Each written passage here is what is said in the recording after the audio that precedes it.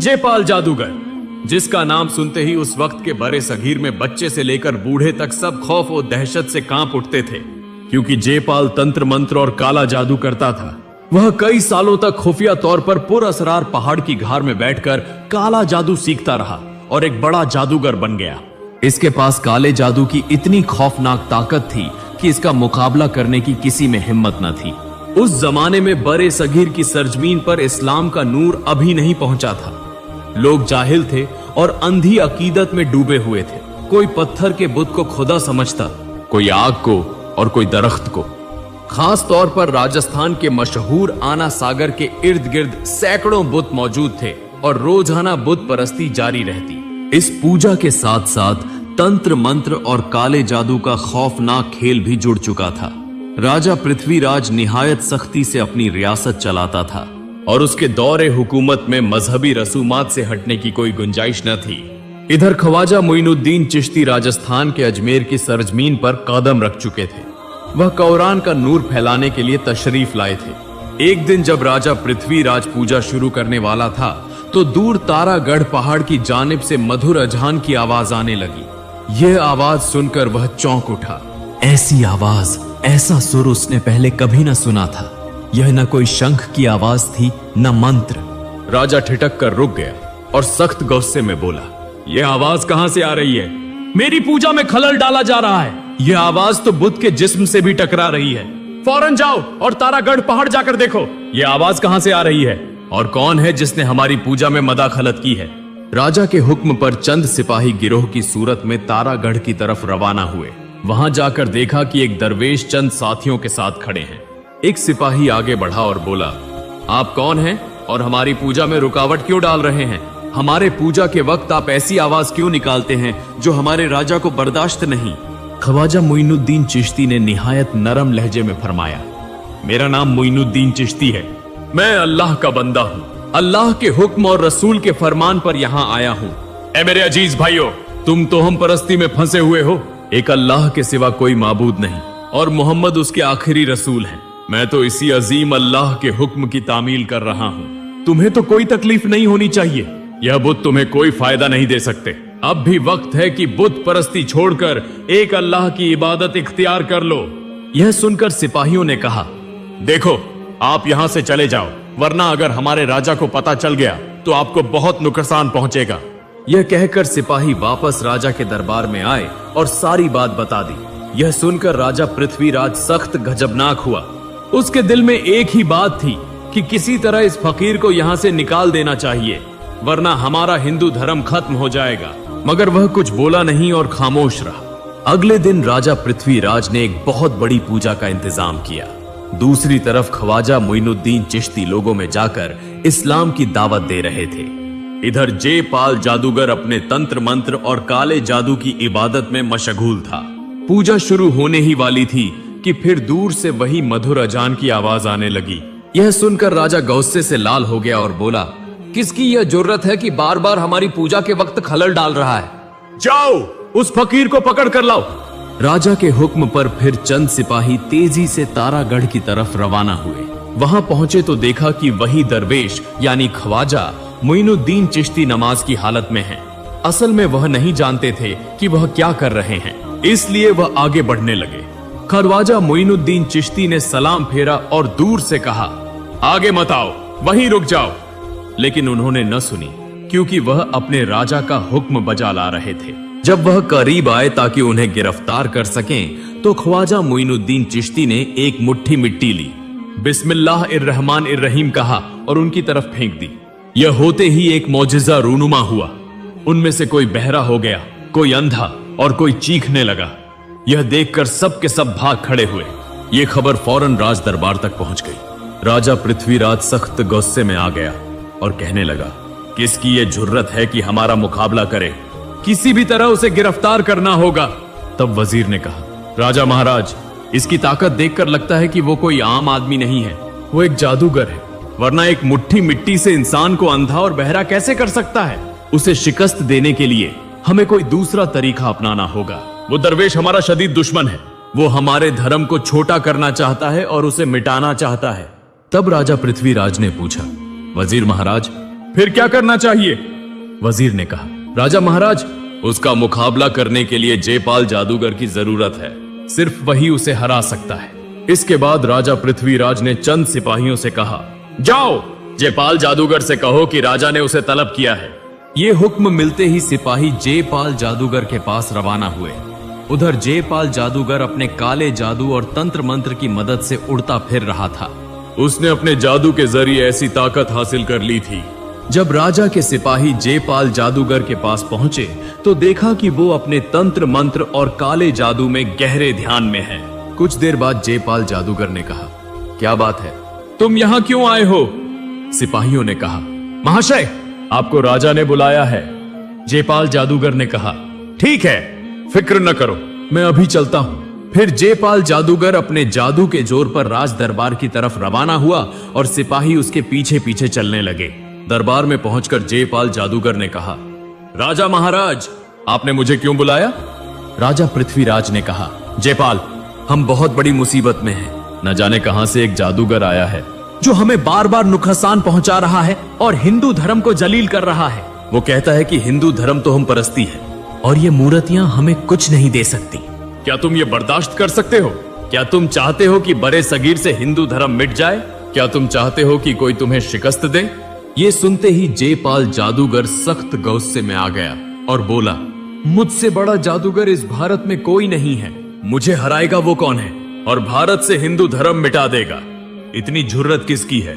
राजा महाराज, आप फिक्र न करें, मैं उसका मुकाबला करूंगा, उसे खत्म कर दूंगा। ये बात खत्म होते ही जयपाल जादूगर ख्वाजा मोइनुद्दीन चिश्ती को तलाश करने निकला। उस वक्त ख्वाजा मोइनुद्दीन चिश्ती अपने चंद मुरीदों के साथ एक जगह बैठे थे। आपने फरमाया, नमाज का वक्त हो गया है, अजान दो, नमाज अदा करो। एक शख्स ने अजान देना शुरू कर दी। जब सब लोग नमाज में खड़े थे, एन उस वक्त जयपाल जादूगर आसमान से उड़ता हुआ उनकी तरफ आता नजर आया। ये देखकर एक शख्स ने कहा, हुजूर, ये जादूगर तो हमें नुकसान पहुंचाएगा। सुना है इसके जादू की बड़ी ताकत है। ख्वाजा मोइनुद्दीन चिश्ती ने फरमाया, तुम फिक्र न करो, अल्लाह हमारी हिफाजत करेगा। अब अल्लाह का हुक्म पूरा करो, नमाज अदा करो।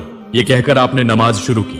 दूसरी तरफ जयपाल जादूगर ने दूर से देखा कि चंद अजनबी लोग कोई इबादत या साधना कर रहे हैं, लेकिन वो समझ न सका कि वो क्या कर रहे हैं। वो जरा करीब आया तो समझ गया कि ये वही दरवेश है जिसका जिक्र राजा ने किया था। ये देखकर वो इंतकाम की आग में जल उठा, लेकिन उसने गौर किया कि वो लोग उसकी तरफ देख भी नहीं रहे, बल्कि यकसुई से इबादत में मशगूल हैं। उसने दिल में कहा, यही मौका है, अभी इनका खात्मा कर देना चाहिए। चुनाचा एक जगह खड़े होकर अपने तंत्र मंत्र और काले जादू की मदद से उनकी तरफ आग का एक गोला फेंका, लेकिन हैरतअंगेज तौर पर उस अजीम जादूगर का आग का गोला जैसे ही ख्वाजा मोइनुद्दीन चिश्ती के करीब पहुंचा, फौरन गायब हो गया। ये देखकर जयपाल जादूगर मजीद गुस्से में आ गया। उसने फिर काले जादू से एक धूल का तूफान उनकी तरफ भेजा, मगर कमाल ये हुआ कि वो भी ख्वाजा मोइनुद्दीन चिश्ती के पास पहुंचते ही गायब हो गया। अब जयपाल जादूगर समझ गया कि ये कोई आम दरवेश नहीं है। तब उसने अपनी सारी ताकत लगाकर एक जहरीला काला जादू किया और बेशुमार अजदहे छोड़ दिए, मगर सुभान अल्लाह, अल्लाह के करम से वो सब सांप भी उनके करीब आते ही एक एक करके खत्म हो गए। इसके बाद जयपाल जादूगर ने गौर से देखा कि ये दरवेश यानी ख्वाजा मोइनुद्दीन चिश्ती ने एक लम्हे के लिए भी उसकी तरफ नहीं देखा। फिर भी उसका काला जादू उन पर असर अंदाज नहीं हो सका। तब उसने चालाकी की और दिल में कहा, सामने से नहीं, पीछे से वार करना होगा। फिर वो पीछे की तरफ जाकर तारागढ़ पहाड़ की बिल्कुल छोटी से अपने काले जादू के जोर पर एक बहुत बड़ा खौफनाक पत्थर उठाकर ख्वाजा मोइनुद्दीन चिश्ती की तरफ फेंक दिया। उसी लम्हे ख्वाजा मोइनुद्दीन चिश्ती ने नमाज खत्म करके सलाम फेरा और देखा कि पहाड़ से एक खौफनाक बड़ा पत्थर तेजी से उनकी तरफ आ रहा है। तब ख्वाजा मोइनुद्दीन चिश्ती ने सिर्फ आसमान की तरफ देखकर कहा, ए पत्थर, अगर तू अल्लाह की तरफ से आया है तो आ और मुझे कुचल कर मार डाल, लेकिन अगर तू शैतान की तरफ से आया है तो अल्लाह के हुक्म से वहीं रुक जा। ये बात कहते ही अल्लाह के हुक्म से पत्थर की जुबान खुल गई। पत्थर कहने लगा, या ख्वाजा गरीब नवाज, मैं शैतान की तरफ से आया हूं, मुझे माफ कर दो, मुझे बचा लो। तब ख्वाजा मोइनुद्दीन चिश्ती ने उस पत्थर की तरफ 2 उंगलियों से इशारा किया और फौरन ही पत्थर वहीं रुक गया। तब से आज तक वो पत्थर तारागढ़ पहाड़ पर खड़ा है और तारीख का गवाह है। ये अल्लाह की कुदरत और ख्वाजा मोइनुद्दीन चिश्ती का मौजिजा था। जयपाल जादूगर ने जब अपनी आंखों से यह मंजर देखा तो हैरान व शशदर रह गया। उसे यकीन हो गया कि उसका मुकाबला करने की ताकत किसी में नहीं। अब वो खौफ के मारे भागने लगा। तब ख्वाजा मोइनुद्दीन चिश्ती ने अपनी जूतियों से कहा, जाओ उसे यहां ले आओ। फिर वो जूतियां हवा में उड़ती हुई गईं और जयपाल जादूगर को घेर लिया। वो किसी तरफ भी न जा सका। आखिरकार जयपाल जादूगर ख्वाजा मोइनुद्दीन चिश्ती के पास आकर कहने लगा, मुझे माफ कर दो, मैं नहीं जानता था आप कौन हैं। आज तक मुझे कोई नहीं हरा सका, मगर आज मैं आपके सामने शिकस्त तस्लीम करता हूं। जयपाल जादूगर ने इतनी आजिजी और मिन्नत समाजत से माफी मांगी कि ख्वाजा मोइनुद्दीन चिश्ती ने उसे माफ कर दिया। तब जयपाल जादूगर ने कहा, आप कौन हैं इतने रहमदिल? मैं आपको कत्ल करना चाहता था, इसके बावजूद आपने माफ कर दिया। ख्वाजा मोइनुद्दीन चिश्ती ने फरमाया, खुद अल्लाह रब्बुल आलमीन बेहद रहम फरमाने वाला है और हमारे प्यारे रसूल मोहम्मद भी रहीम हैं। मैं तो अल्लाह का बंदा और रसूल का पैरोकार हूँ, तो फिर मैं क्यों माफ न करूं? जयपाल, अल्लाह के रास्ते पर आ जाओ। अल्लाह के सिवा कोई माबूद नहीं, वो यकता और बेशरीक है। जयपाल, तुम जो पूजा करते हो ये तो हम परस्ती है। पूजा छोड़कर एक अल्लाह की इबादत करो। तब जयपाल जादूगर ने कहा, हजूर, आज से मैं आपका मुरीद हूँ, मुझे कलिमा पढ़ाकर मुसलमान कर दे। जब तक मैं जिंदा रहूंगा एक अल्लाह की इबादत करूंगा, जादू टोना और तंत्र मंत्र सब छोड़ दूंगा और अल्लाह और आपके बताए हुए रास्ते पर चलूंगा। फिर जादूगर ने इस्लाम कबूल कर लिया। तारीख के सफहात में लिखा है कि बाद में जयपाल जादूगर ने अपना नाम बदलकर अब्दुल्लाह रिया बानी रख लिया। कहा जाता है कि बाद में वो एक वली के तौर पर मशहूर हुए। फिर अगले ही दिन सारा हिंदुस्तान ये खबर सुनकर हैरान रह गया कि भारत का सबसे बड़ा जादूगर जयपाल ने इस्लाम कबूल कर लिया है और वो ख्वाजा मोइनुद्दीन चिश्ती का मुरीद बन गया है। लोग एक के बाद एक ख्वाजा मोइनुद्दीन चिश्ती के पास आने लगे। इसी दौरान एक सिपाही राजा पृथ्वीराज के पास आकर बोला, राजा महाराज, क़यामत हो गई। राजा ने पूछा, क्या हुआ? सिपाही ने कहा, राजा महाराज, जयपाल जादूगर उस फकीर के सामने हार मान चुका है। उसने खुद हिंदू धर्म छोड़कर इस्लाम इख्तियार कर लिया है। यह सुनकर राजा पृथ्वीराज ने कहा, अगर यह दरवेश सच्चा है तो उसे साबित करना होगा।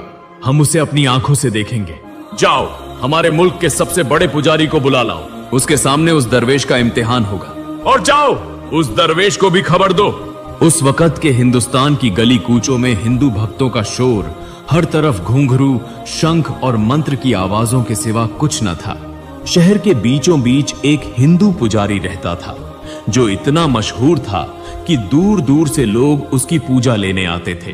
वो निहायत अकीदत और लगन से बुद्ध पूजा करता था और यकीन रखता था कि मूरत ही ईश्वर है।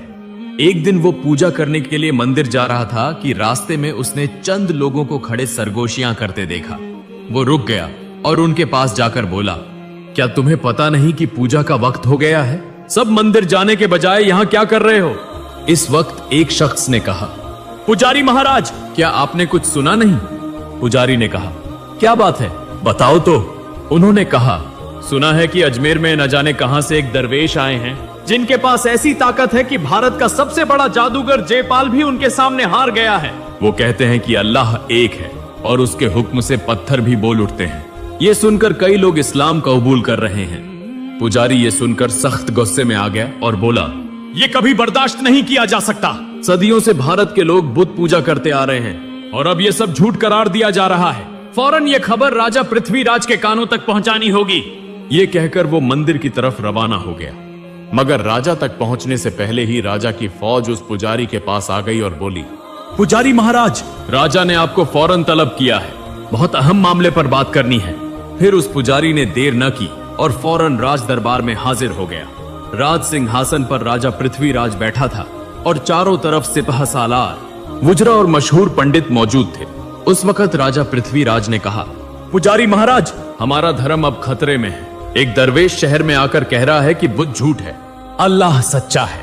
उसने ऐसा मौजिजा दिखाया है कि जयपाल जादूगर भी उसके सामने झुक गया है। आप हमारा फख्र हैं और सिर्फ आप ही हमारे धर्म और इज्जत को बचा सकते हैं। तब पुजारी ने कहा, राजा महाराज, ये बेइज्जती मैं बर्दाश्त नहीं करूंगा। अगर वो फकीर वाकई कुछ जानता है तो वो बुद्ध को बोलकर दिखाए, हम देख लेंगे किसका देवता सच्चा है। राजा ने कहा, ऐसा ही हो, हम उसे इम्तिहान के लिए बुलाएंगे। अगर वो कामयाब हुआ तो हम मान लेंगे, वरना उसे शहर से निकाल दिया जाएगा। फिर राजा पृथ्वीराज का एक सिपाही ख्वाजा मोइनुद्दीन चिश्ती के पास आया और बोला, आप बड़े जादूगर हैं ना? आप कहते हैं कि बुद्ध हमारे किसी काम नहीं आ सकते, तो आपको इम्तिहान देना होगा। हमारे पुजारी और राजा महाराज ने आपको बुलाया है। अगर आप ये इम्तिहान पास कर लें तो हम मान लेंगे कि आपकी बात सच है। तब ख्वाजा मोइनुद्दीन चिश्ती ने फरमाया, ठीक है, मैं ये इम्तिहान देने को तैयार हूँ। जाकर अपने राजा से कहो कि तैयारी करे। ये खबर अजमेर शहर में आग की तरह फैल गई। सब लोग एक एक करके मंदिर के सहन में जमा होने लगे। पुजारी और राजा पृथ्वीराज वहां मौजूद थे। उधर ख्वाजा मोइनुद्दीन चिश्ती भी अपने चंद मुरीदों के साथ पहुंचे। हिंदू और मुसलमान सब इस रूहानी मुकाबले को देखना चाहते थे। मंदिर के बीच में एक बड़ा पत्थर का बुत रखा गया। पुजारी ने उसे देखकर तंजिया अंदाज में कहा, सुना है तुम बुत पूजा नहीं मानते और तुम बड़े जादूगर हो। तुम कहते हो ये बुत हमारे किसी काम नहीं आ सकता। ठीक है, अपनी ताकत दिखाओ। तब ख्वाजा मोइनुद्दीन चिश्ती ने पुजारी से कहा, मेरे पास कोई ताकत नहीं, मैं तो अल्लाह का बंदा हूं। अगर अल्लाह चाहे तो आज ये पत्थर खुद गवाही देगा कि वो झूठा है। अल्लाह का नाम सुनकर पुजारी का जिस्म कांप उठा। वो चीख कर बोला, आज अगर तुम्हारा अल्लाह सच्चा है तो साबित करो। अगर हमारा बुत अल्लाह का नाम ले तो हम मान लेंगे, वरना हम नहीं मानेंगे और तुम्हें हमेशा के लिए शहर छोड़ना होगा। तब ख्वाजा मोइनुद्दीन चिश्ती आहिस्ता आहिस्ता उस बड़े बुत के सामने गए और बुलंद आवाज से कहा, ऐ पत्थर के बुत, मेरा नाम ख्वाजा मोइनुद्दीन चिश्ती है। मैं अल्लाह का बंदा हूँ। अल्लाह के हुक्म से गवाही दो कि अल्लाह एक है और बेशरीक है, उसके सिवा कोई माबूद नहीं, और तुम झूठे हो। ये कहते ही ऐसा मौजिजा हुआ जिसने पूरे भारत को बदल दिया। पलक झपकते ही आसमान पर कड़क की आवाज आई, जमीन लर्ज उठी और वो बड़ा पत्थर का बुत बोल उठा, अल्लाह एक है और बेशरीक है। अल्लाह ही इस जहान का पालन करने वाला है और अल्लाह के सिवा कोई माबूद नहीं। ये कहते ही वो बुत खुद ब खुद टूट कर गिर गया। ऐसा मौजिजा अपनी आंखों से देखकर वहां मौजूद सब हिंदू हैरत में रह गए और ख्वाजा मोइनुद्दीन चिश्ती को देखने लगे। कोई कुछ न बोल सका। एक शख्स ने पुकार कर कहा, या ख्वाजा, आप सच्चाई का चिराग लेकर आए हैं, हमारी आंखें खुल गई हैं।